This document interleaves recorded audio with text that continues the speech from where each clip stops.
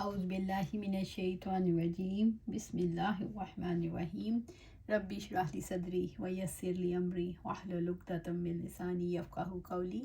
ہم دیکھ رہے تھے عظیم معاشی اور معاشرتی اسوہ، یہ اساتذہ ڈاکٹر نگہت ہاشمی کی بک ہے جس کو میں پڑھ رہی ہوں، جس میں سے میں آپ کو سنا رہی ہوں۔ اس میں ہم نے دیکھا تھا کہ آپ صلی اللہ علیہ وسلم نے فرمایا، تم میں سے بہتر وہ ہے جو اپنے گھر والوں کے لیے بہتر ہے، اور میں تم سب میں سب سے زیادہ اپنے گھر والوں کے لیے بہتر ہوں۔ یہ اللہ کے رسول صلی اللہ علیہ وآلہ وسلم ہیں۔ اسی طرح حضرت عائشہ رضی اللہ تعالیٰ عنہ فرماتی ہیں کہ رسول اللہ صلی اللہ علیہ وآلہ وسلم نے فرمایا، مومنین میں سب سے کامل وہ ہے جو اخلاق میں سب سے بہتر ہے اور جو گھر والوں کے درمیان سب سے زیادہ مہربان ہو۔ عموماً اخلاق کا مظاہرہ دوسروں کے سامنے کیا جاتا ہے۔ کوئی گھر چلا آئے تو اس کے ساتھ تو بڑے اخلاق کے ساتھ ملے، اسمائل بھی پاس کی، حال چال بھی پوچھا، اور چراغ تلے اندھیرا ہے۔ جن کے ساتھ رہتے ہیں ان کے تعلقات کے بارے میں فکر مند ہی نہیں، ان کی خوشی اور غموں سے وہ تعلق ہی نہیں۔ لیکن اللہ کے رسول صلی اللہ علیہ وآلہ وسلم نے کیا سٹینڈرڈ بتایا کہ حسن اخلاق کا مظاہرہ کرنا ہے تو سب سے زیادہ ضرورت اپنے گھر والوں کو ہے۔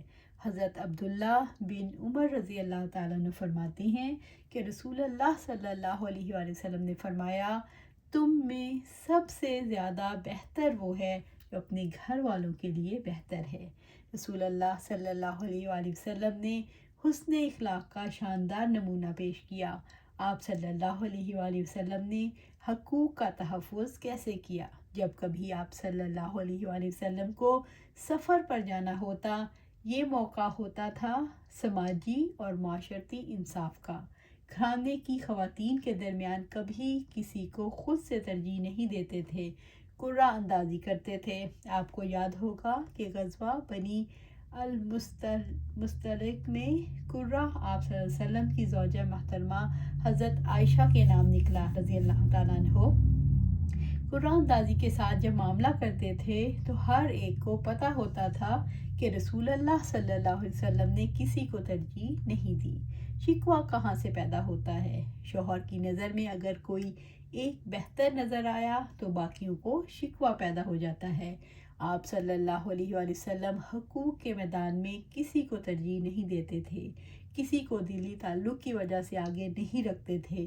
اس اعتبار سے ایک کا رتبہ ہر ایک کا رتبہ برابر تھا۔ پھر آپ صلی اللہ علیہ وآلہ وسلم نے باریاں تقسیم کر رکھی تھیں، اور آپ صلی اللہ علیہ وآلہ وسلم نے معاشی حقوق کا بھی تحفظ کیا۔ آپ صلی اللہ علیہ وآلہ وسلم جب سال بھر کے لیے اہتمام کرتے تھے، یعنی جیسے بنی نذیر کے مال میں سے اہتمام ہوتا تھا تو ساری بیویوں کا برابر حصہ تھا۔ شوہر بیوی سے کیسا سلوک کرے، اس کے بارے میں رسول اللہ صلی اللہ علیہ وآلہ وسلم کی کیا تعلیمات ملتی ہیں؟ حکیم بن معاویہ رضی اللہ تعالیٰ عنہ اپنے باپ سے روایت کرتے ہیں کہ میں نے عرض کیا، اے اللہ کے رسول صلی اللہ علیہ وآلہ وسلم، شوہر پر بیوی کا حق کیا ہے؟ آپ صلی اللہ علیہ وسلم نے فرمایا، جو خود کھائے تو اسے کھلائے، جب پہنے تو اسے بھی پہنائے، اس کے چہرے پر نہ مارے، اسے برا نہ کہے، اور گھر کے علاوہ اس سے علیحدگی اختیار نہ کرے۔ یعنی یوں نہ کرے کہ ایک چھت کے نیچے رہتے ہوں لیکن اجنبی بن کر۔ رسول اللہ صلی اللہ علیہ وآلہ وسلم نے اچھے تعلقات کے لیے کتنے اچھے گر بتائے کہ برابری ہونی چاہیے، حتیٰ کہ آپ اور آپ کی بیوی کے لباس کی کیفیت میں فرق نہیں ہونا چاہیے۔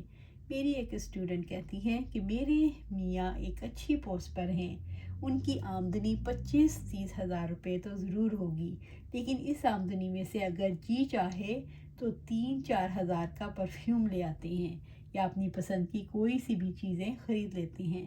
میں نے پوچھا کہ گھر والوں کے لیے کیا بچتا ہے؟ کہتی ہیں کبھی 5,000، کبھی 7,000 اور کبھی 10,000۔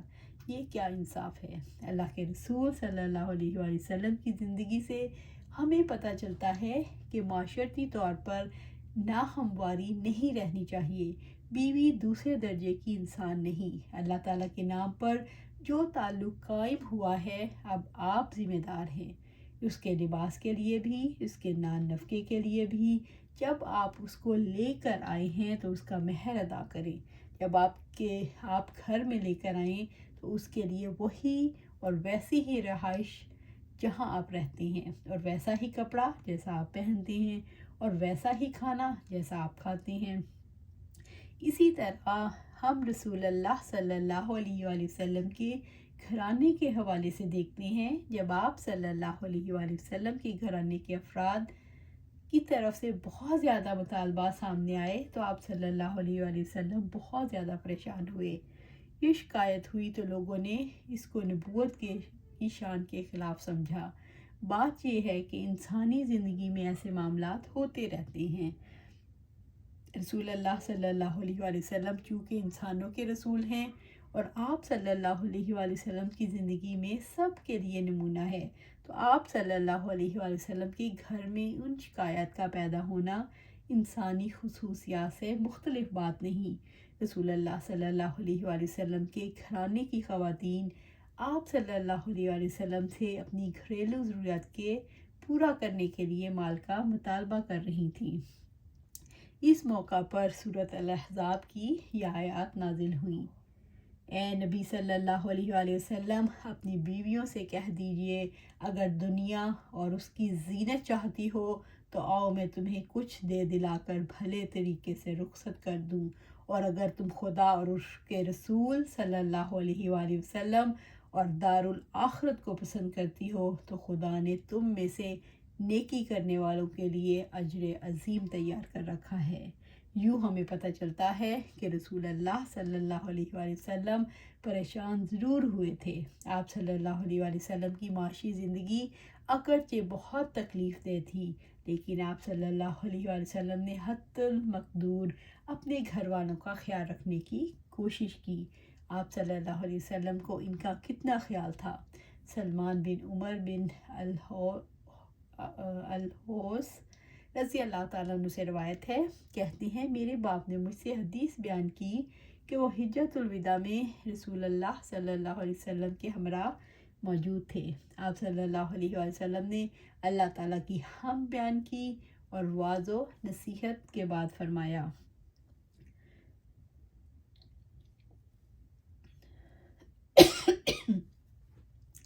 औरतों के साथ हुस्न सलूक करने की नसीहत कबूल करो। औरतें तुम्हारी खादिम हैं, तुम उनके सिवा औरतों की किसी चीज़ के मालिक नहीं। हाँ, इस सूरत में कि वो खुलम खुला बेहयाई करें। अगर वो ऐसा करें तो उनकी ख्वाबगाहों में उन्हें छोड़ दो, अगर फिर भी ना माने तो मारो। इससे हमें पता चलता है कि जो औरत अपनी इज्जत की हिफाजत करती है, मर्द को इसे मारने का या इसके हक़ में कमी करने का कोई हक़ नहीं पहुँचता। सर्विस पेशा ख़वातीन के जज्बात और एहसासात का जायज़ा लेने के लिए माली तौर पर उनके साथ क्या मामला होता है, शौहर इनकी ज़िम्मेदारी कहाँ तक पूरी करते हैं, और उनके माल के बारे में शौहरों का क्या रवैया है।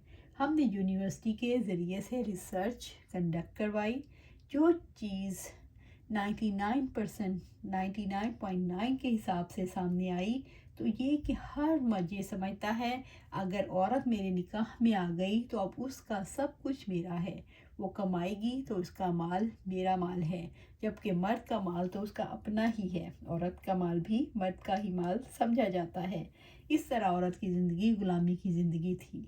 आज भी नॉन इस्लामिक वर्ल्ड में गैर इस्लामिक इक़दार और गैर इस्लामी रवैये में से एक बात यह भी है कि औरत के माल को मर्द अपना माल समझता है, क्योंकि औरत के साथ इसका निकाह जो हो गया। लौंडी का माल तो एक मर्द का माल हो सकता है, लेकिन बीवी तो मर्द की लौंडी नहीं। बीवी का माल उसकी अपनी मलकियत है। अपनी खुशी से चाहे तो सब कुछ लौटा दे, लेकिन नाखुशी से अगर इसका महर भी ले लिया तो ये दुरुस्त नहीं। इस सिलसिले में एक वाक़या बयान करना चाहती हूँ। हज़रत उमर रज़ी अल्लाह ताला अन्हु के दौर में एक शौहर ने मुकदमा दायर किया, और मुकदमे में तवज्जो तलब बात ये थी कि बीवी ने पहले शौहर को हक़ के महर माफ़ कर दिया और बाद में इसका मुतालबा कर रही थी।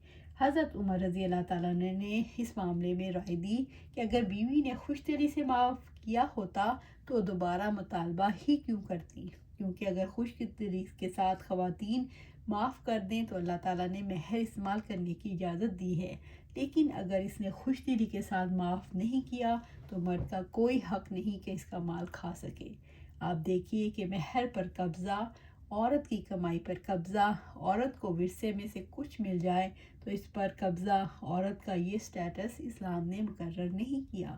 یہ ساری چیزیں اس تہذیب کی پیداوار ہیں جس کے اندر ہم زندگی گزار رہے ہیں، اور تہذیب ہمیں اللہ تعالیٰ اور اس کے رسول صلی اللہ علیہ وسلم نے سکھائی۔ اس میں عورت کا مال عورت کا اپنا مال ہے، تجارت کرے اس کا مال اس کا ہے، وہ جاب کرے اس کا مال اس کا ہے۔ شوہر محض اس چیز کا ٹیکس لیتا ہے کہ اس نے اپنی بیوی کو تجارت کرنے کی یا جاب کرنے کی اجازت دے دی۔ اتنی بڑی بات، یعنی اگر اجازت نہیں دینا چاہتا تو نہ دے۔ اور دوسری طرف یہ معاملہ ہے کہ اگر تم کماؤ گی، جاب کرو گی تو جو تمہاری صلاحیتیں ہیں گویا وہ میری صلاحیتیں ہیں۔ عورت کی زندگی کا مرد مالک نہیں۔ یہ بات اپنی جگہ پر ہے کہ عورت کو شوہر کی اطاعت کرنے کا حکم دیا، لیکن اس کی اپنی عزت اور خودداری کے بحاف پر نہیں، بلکہ اس کی عزت کو قائم رکھا، اس کے الگ وجود کو قائم رکھا، اس کی مالی حیثیت کو قائم رکھا۔ رسول اللہ صلی اللہ علیہ وسلم کی زندگی میں گھریلو زندگی کے اصولوں کو دیکھنا چاہیں تو یہی 4 اصول دکھائی دیتے ہیں: عزت، سکون، اعتماد اور تحفظ۔ شوہر کو تحفظ دینا چاہیے، یہ اس کی ذمہ داری ہے، اس معاشی ضروریات کا کفیل ہے۔ یہ عورت کی ذمہ داری نہیں ہے۔ عورت اگر نہ کمائے تب بھی اسے بٹھا کر کھلانا ہے، اسی طرح اسے لباس پہنانا ہے، اس کی ضرورت کی کفالت کرنا ہے۔ ہاں، اگر عورت شوہر کی وسعت سے زیادہ مطالبہ کرے تو یہ بات درست نہیں، اور اگر وہ شوہر کو لمٹس کراس کرنے پر مجبور کرے اور وہ حرام ذرائع اختیار کرے تو عورت گناہ گار ہوگی۔ جب مرد کماتا ہے تو اس کی کمائی میں اس کی ذات کا ہی نہیں بلکہ اس کی بیوی کا بھی حق ہے، اس کے والدین کا بھی حق ہے، اس کی اولاد کا بھی حق ہے، رشتہ داروں کا بھی حق ہے، یتیموں اور مساکین کا بھی حق ہے، اور دین کا بھی حق ہے۔ جہاد فی سبیل اللہ کے لیے بھی اس کے مال میں حق ہے، لہٰذا اسے سارے ہی حقوق ادا کرنے چاہیے۔